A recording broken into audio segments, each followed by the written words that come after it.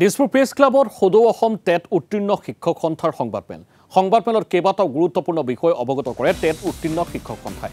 কিছুদিন পূৰ্বে প্ৰকাশ পোৱা দ্বিতীয়খন মেধাৰ তালিকা সন্দৰ্ভত আপত্তি টেট উত্তীৰ্ণ শিক্ষকসকলৰ। প্ৰথমখন মেধাৰ তালিকাৰ তুলনাত দ্বিতীয়খন তালিকাত কাট অফ বৃদ্ধি পোৱাক লৈ প্ৰশ্ন টেট উত্তীৰ্ণ শিক্ষকসকলৰ। প্ৰথমখন তালিকাৰ তুলনাত দ্বিতীয়খন তালিকাত কাট অফ কেনেকৈ বৃদ্ধি হ'ল বুলিও প্ৰশ্ন কৰিছে শিক্ষকসকলে। সমগ্ৰ প্ৰক্ৰিয়াটোক বিসংগতি হোৱাৰ আশংকা টেট উত্তীৰ্ণ শিক্ষক সন্থাৰ। শিক্ষামন্ত্ৰীৰ লগতে মুখ্যমন্ত্ৰীৰ সমগ্ৰ বিষয়ে পুনৰ বিবেচনা কৰিবলৈ আহ্বান জনাইছে শিক্ষকসকলে। সদৌ অসম টেট উত্তীৰ্ণ সন্থা হয় আমি যে আমাৰ প্ৰাথমিক শিক্ষা বিভাগে দ্বিতীয়খন মেধা তালিকা একমখনৰ দৰে তালিকাৰ পৰিৱৰ্তে লিংক দিয়াটো সন্দেহৰ আৱৰ্তনত আছে।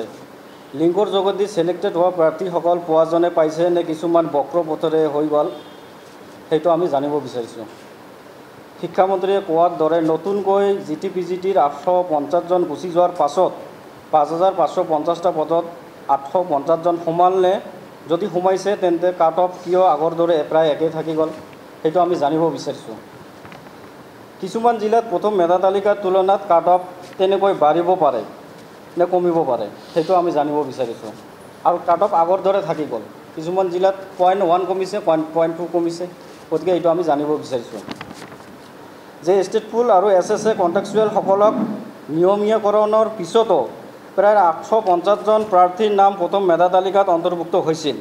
সেইবোৰ দ্বিতীয় মেধা তালিকাত অন্তৰ্ভুক্ত হৈছেনে নে ওলাই গৈছে সেই প্ৰশ্নৰ আৱৰ্তনত এইসকল প্ৰাৰ্থীক প্ৰাথমিক শিক্ষা বিভাগৰ জাননী আকাৰে উইথড্ৰ নকৰিলে বিভাগে উলিয়াই দিম বুলি কৈছিল, কিন্তু জাননী দিছিল, কিন্তু ইয়াৰ পৰা তেওঁলোকে ওলাই গ'লনে এইটো আমি জানিব বিচাৰিছোঁ। জানিব পৰা মতে সাউথ সালমাৰা SC কেটাগৰীত ষ্টেট পুল প্ৰাৰ্থী সোমাই আছে। প্ৰথম মেধা তালিকাত PDB পেণ্ডিং উইথ হেল্ড দ্বিতীয় মেধা তালিকাত অন্তৰ্ভুক্ত হৈছেনে নাই আমি জানিব বিচাৰিছোঁ।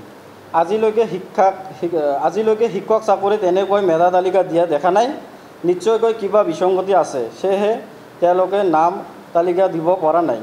অভাৰলেপিঙৰ সমস্যা সমাধান কৰাত এতিয়া ব্যৰ্থ, কেৱল সমালোচনাৰ পৰা বাচিবলৈ এনে কৰিছে। আমাক নাম তালিকা আগৰ দৰে লাগে। সঠিকভাৱে 5550 জনৰ নাম অন্তৰ্ভুক্ত হৈছেনে কিছু পদ ব্লক হৈ গৈছে। গতিকে আমাৰ শিক্ষা বিভাগে ভালদৰে কাম কৰি আছে, আমি আশা ৰাখিছোঁ আগন্তুক দিনত আৰু ভালদৰে সেইখিনি কাম সমাধান কৰিম।